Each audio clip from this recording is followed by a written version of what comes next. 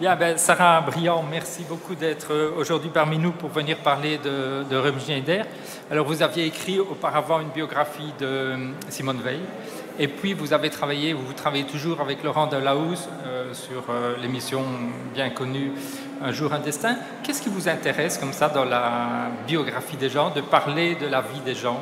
Bonjour, oui. Alors, ce qui m'intéresse, effectivement, c'est de raconter des destins de femmes. C'est ce que j'ai fait à travers donc, les deux destins, là, Romy Schneider et Simone Veil. C'est essayer de raconter comment, en fait, une femme, une personnalité, disons, a une vie ordinaire, comme Simone Veil, c'est-à-dire est une jeune fille de 16 ans, avant-guerre, qui habite à Nice et qui, à un moment donné, a un destin extraordinaire. Et de voir, en fait, aussi ce que ces personnalités révèlent d'une époque, d'un siècle, en l'occurrence pour Simone Veil.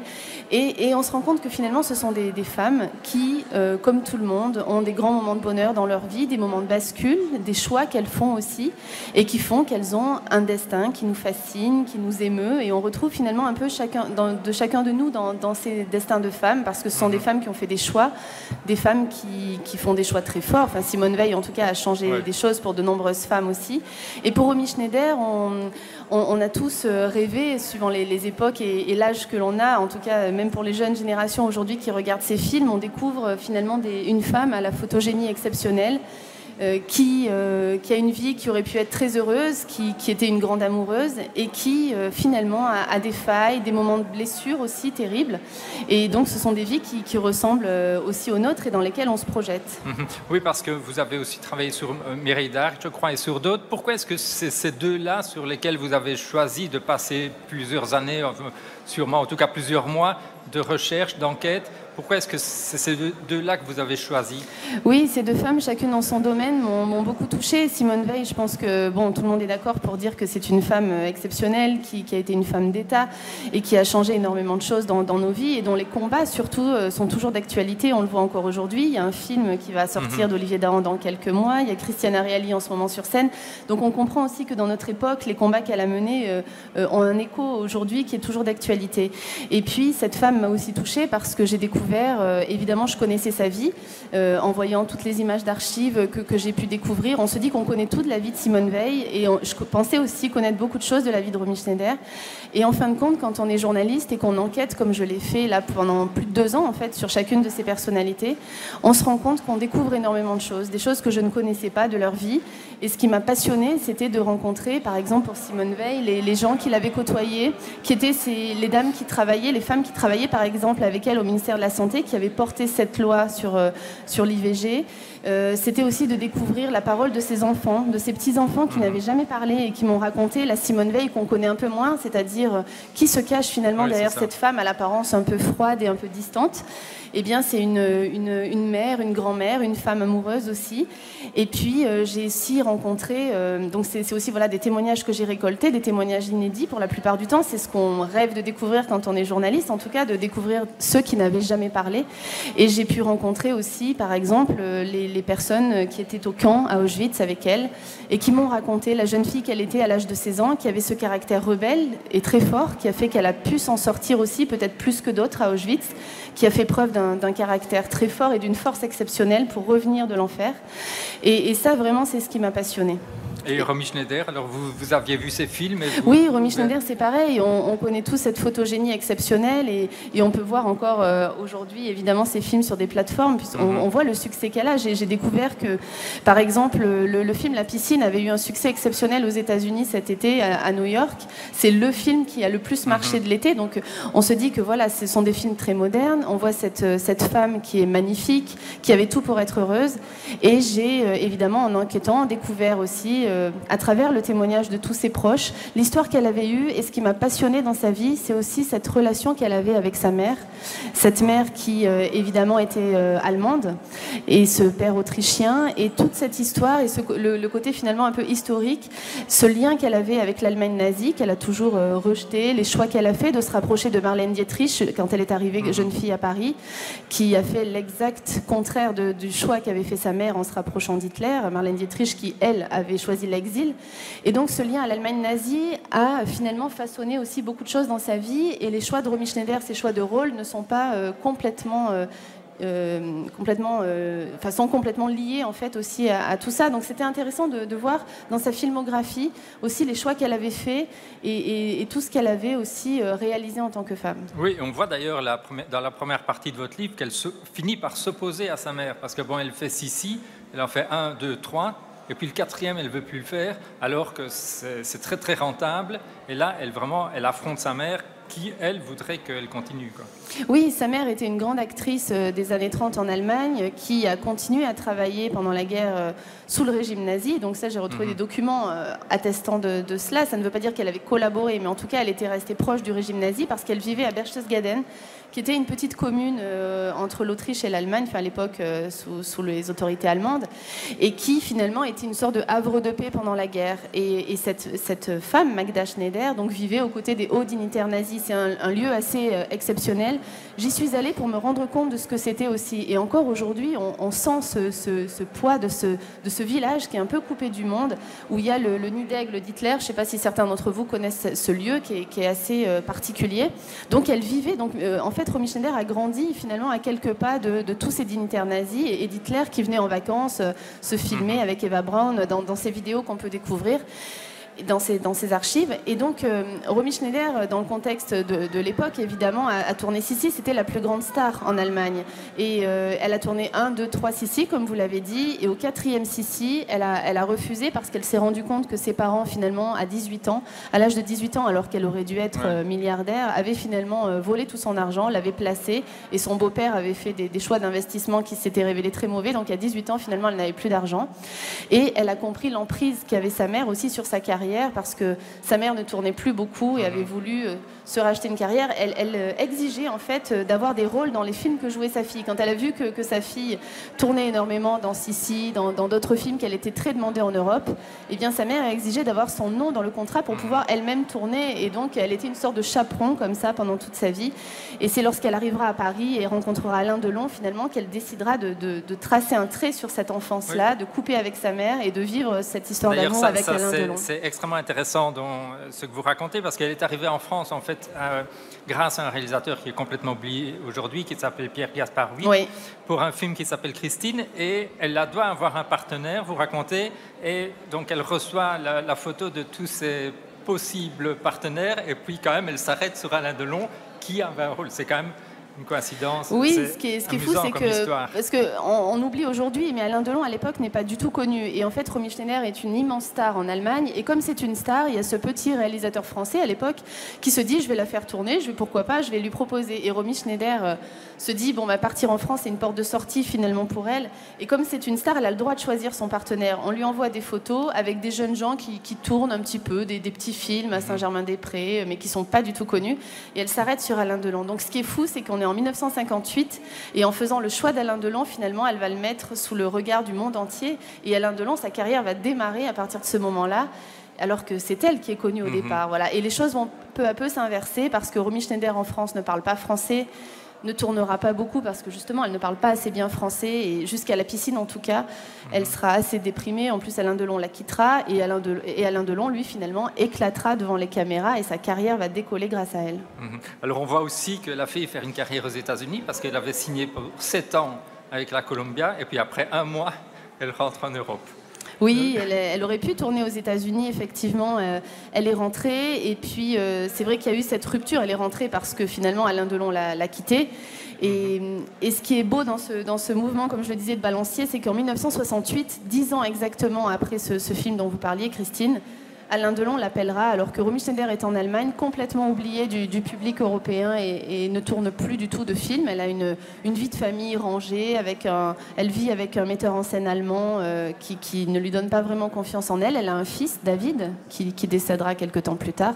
Et Alain Delon, c'est lui qui la rappelle, qui lui passe un coup de fil en disant j'ai un film qui s'appelle La Piscine et je ne le tournerai pas sans toi. Il avait dit c'est Romy Schneider ou personne d'autre ou je ne tournerai pas ce film. Et donc c'est lui qui la rappelle et elle quitte l'Allemagne, elle revient en France pour lui. Et à partir de cette date, finalement, on va découvrir la Romy Schneider qu'on aime tous, c'est-à-dire La Piscine et tous les films de Claude Sautet des années 70 qu'elle va jouer après. Claude Sautet, vous en parlez justement, il y a une histoire d'amour entre eux.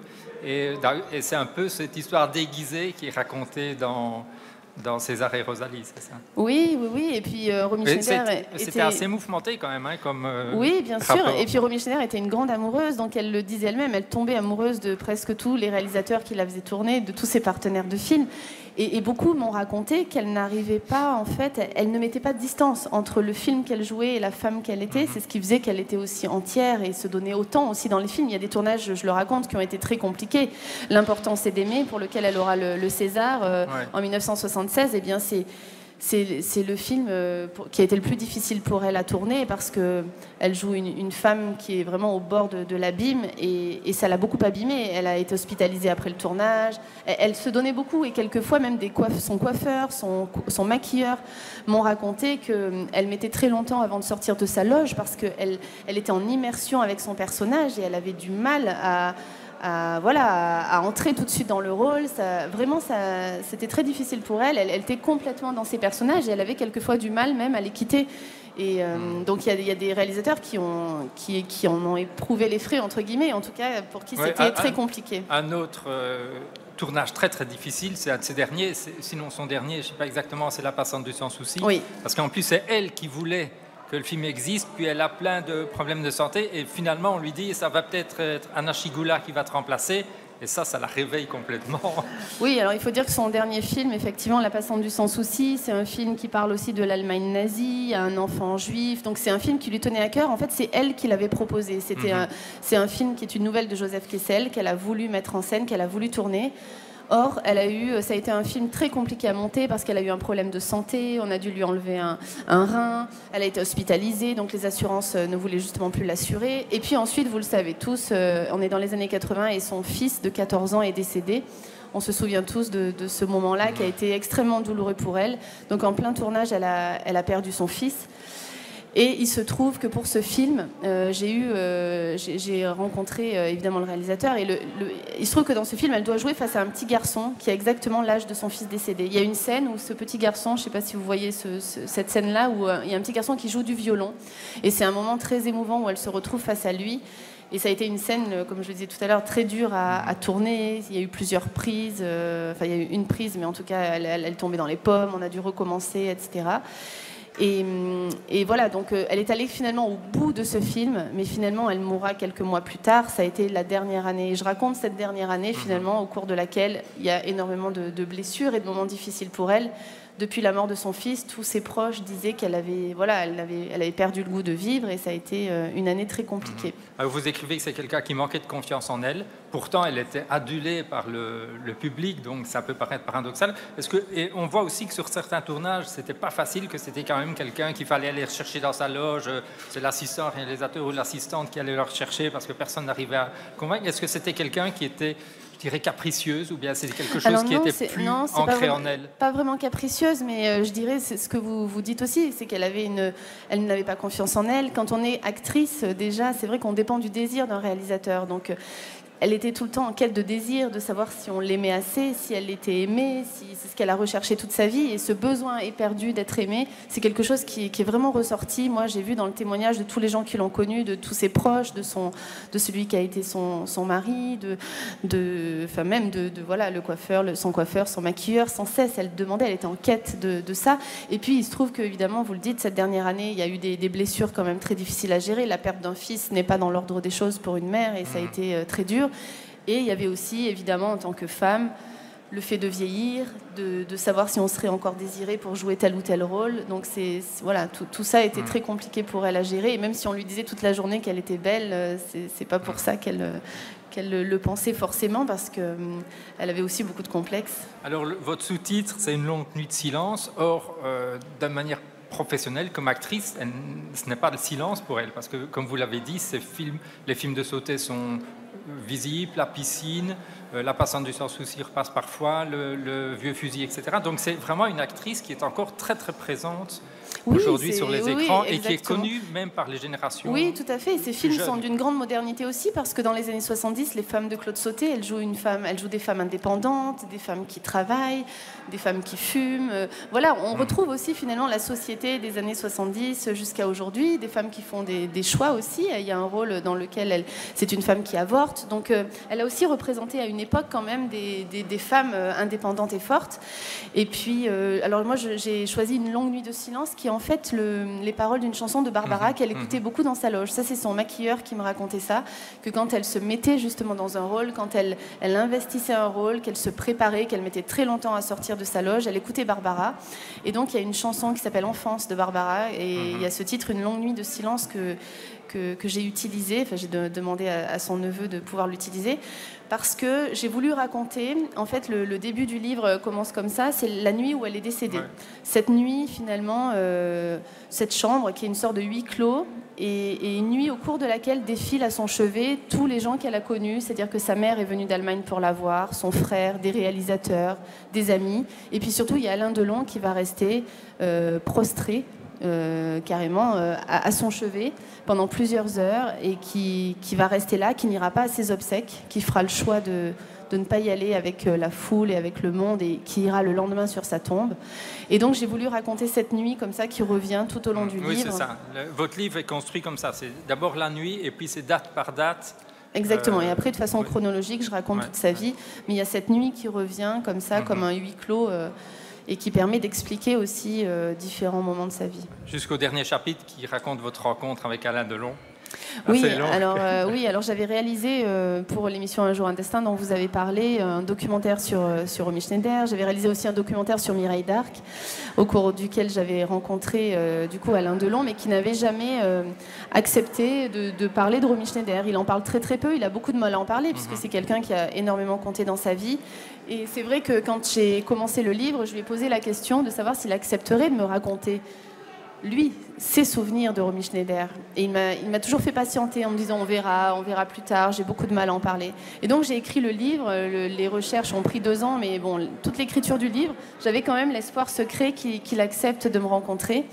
Et je ne désespérais pas, sauf que je suis arrivée à la fin du livre, j'avais terminé le livre, et je lui ai écrit une dernière lettre en lui disant voilà, j'ai terminé le livre, est-ce que vous accepteriez de me parler d'elle? Et il m'a dit oui, viens. Donc c'était 2 heures plus tard, viens à midi. Ah oui.